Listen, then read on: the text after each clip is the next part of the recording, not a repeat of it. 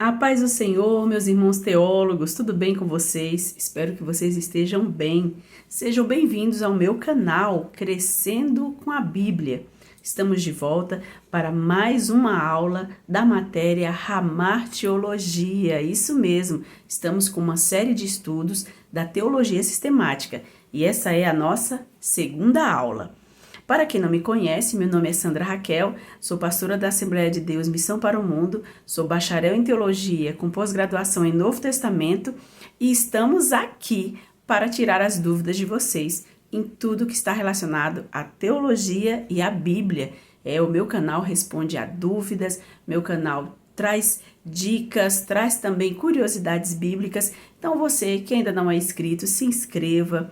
Dê um joinha logo agora no começo para que essa boa notícia se espalhe, para que mais pessoas que gostam da palavra de Deus e que às vezes leem e não entendem, possa também ter acesso a esse conhecimento. Posso contar com vocês? Fiquem até o final. Tem alunos meus que já estão aí, que precisam assistir até o final, mas você que não é meu aluno ainda, assista até o final, coloque aí o seu joinha, comente, tire sua dúvida. Se alguma coisa você não concordar, também não tem problema, a gente respeita a sua opinião.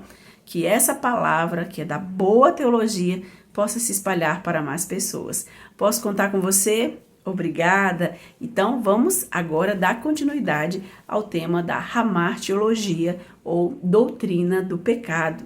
Hoje nós vamos estudar na nossa segunda aula as consequências do pecado. É isso mesmo. Há quem pense que pode ir pecando aí à vontade que nada vai lhe acontecer. Porque geralmente quem pensa assim é quem não tem temor a Deus e quem não tem conhecimento bíblico. Porque a Bíblia diz claramente, o salário do pecado é a morte. Então, se você peca, existe sim uma consequência, existe um pagamento. E nós vamos falar sobre tudo isso nesta aula.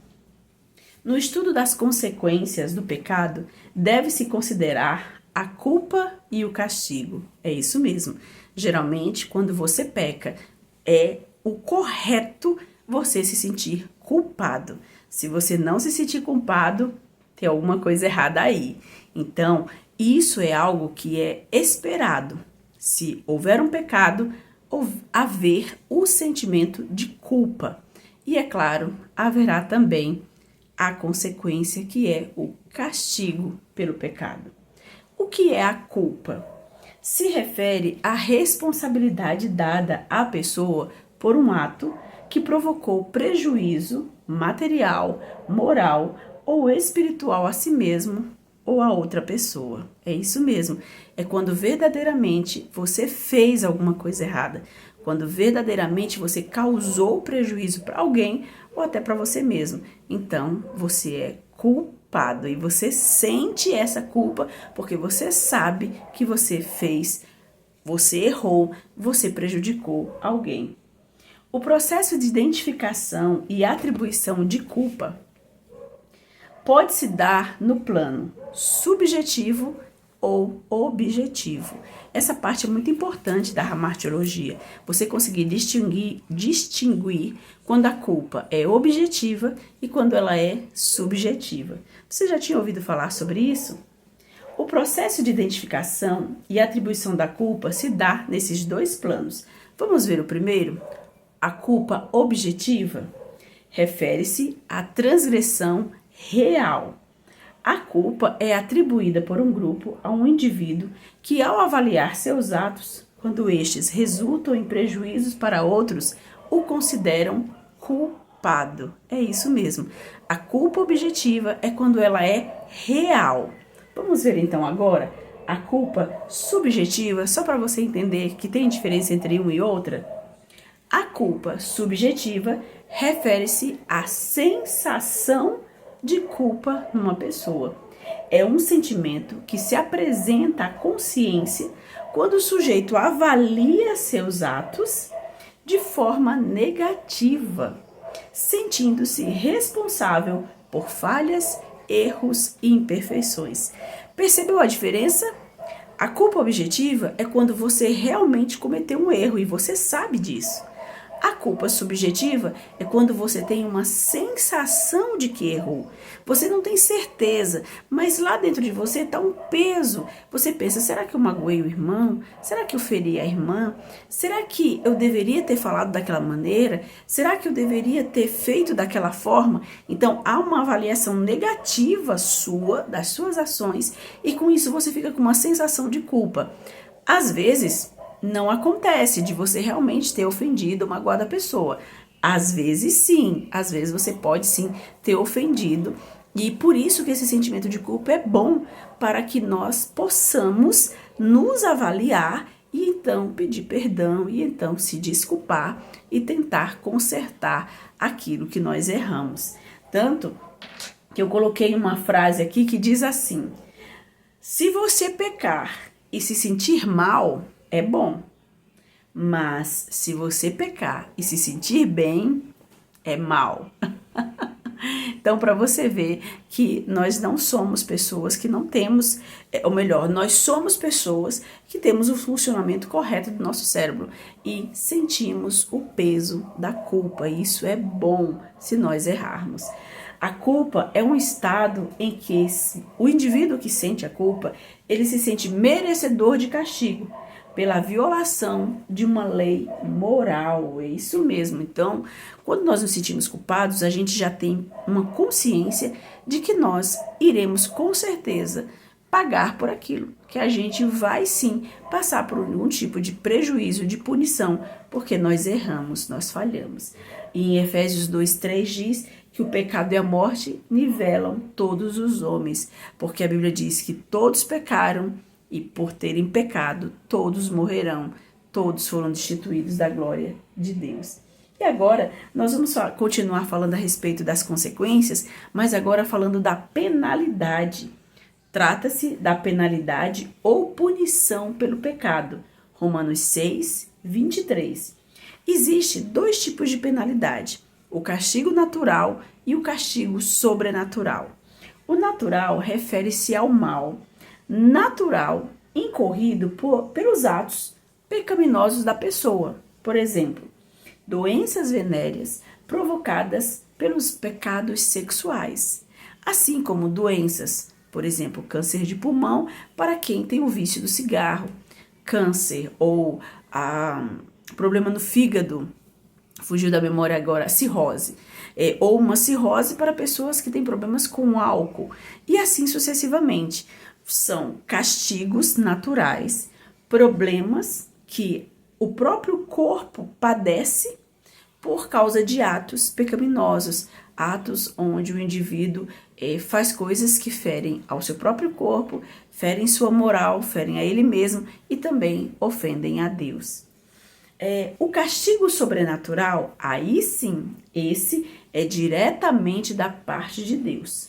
Acontece ali a morte espiritual e pode acontecer também a morte material.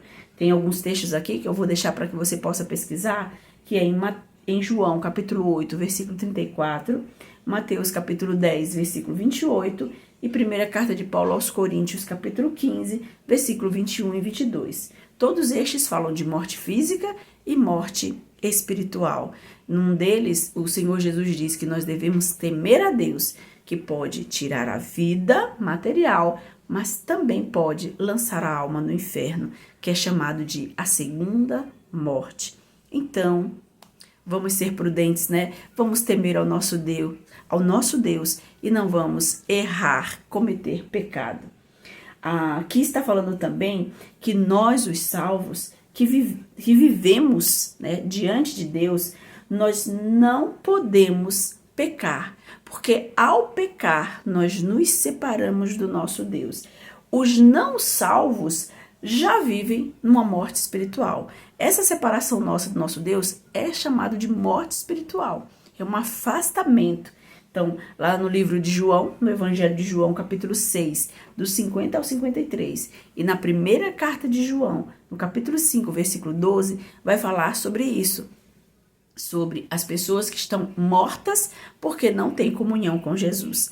Aqueles que estão vivos são aqueles que vivem em comunhão com Jesus. Diz assim: quem tem o Filho tem a vida. Quem não tem o Filho não tem a vida.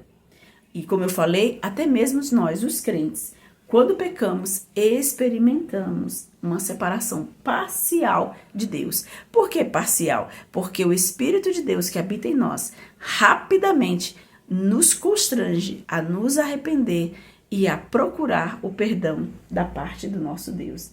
Então, nós vamos agora entrar ainda na parte do pecado subjetivo, que é aquela parte onde a maioria de nós temos dificuldade de entender e estranhamos por que disso.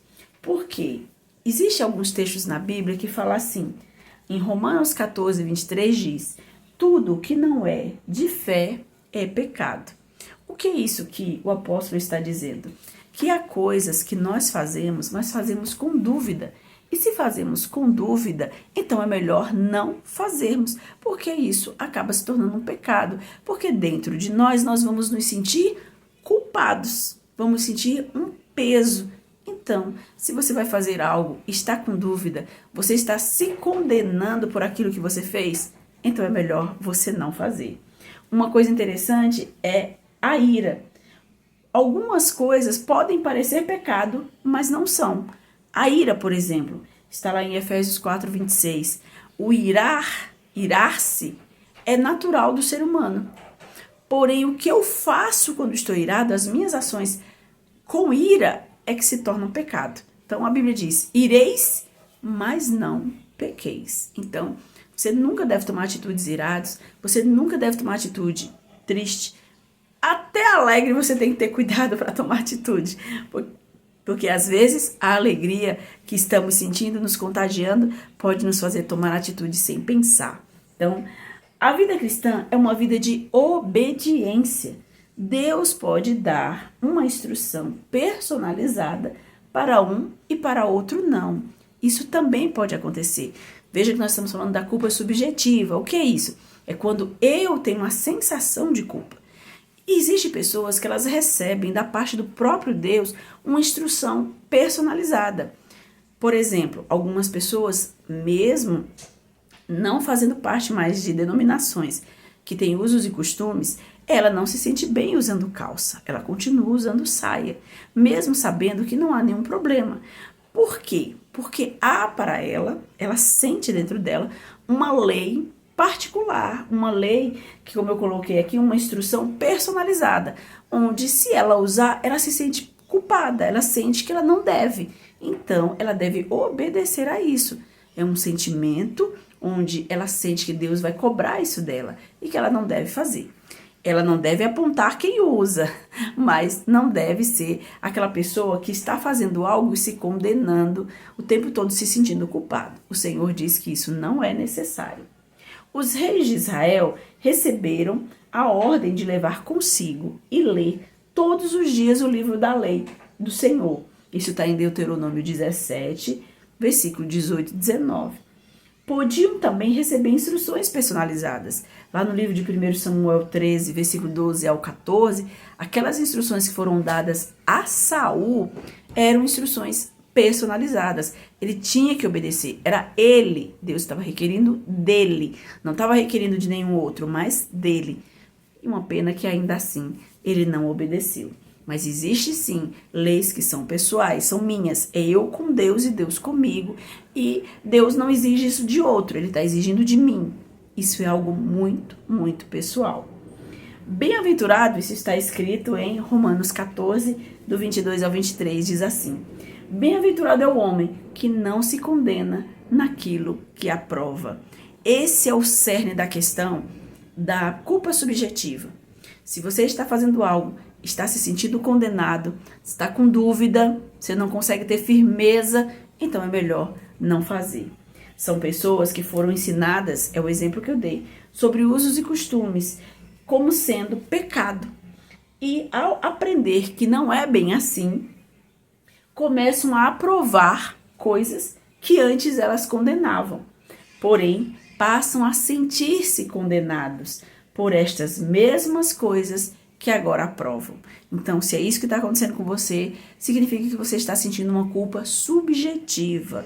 Ou seja, você não cometeu nenhum erro, Mas como antes você condenava essa ação e agora você aprova, quando você a pratica, você sente-se condenada, você sente culpa. Então, não faça. O apóstolo, nessa instrução que ele está dando, ele está explicando sobre crentes fortes e crentes fracos, crentes que comem carne e crentes que só comem legumes. E ele diz, se na hora que você vai comer carne, você vai escandalizar seu irmão, porque seu irmão não tem uma fé suficiente, no sentido de não compreender que não há problema em comer carne, então não coma, porque tudo que não é por fé é pecado.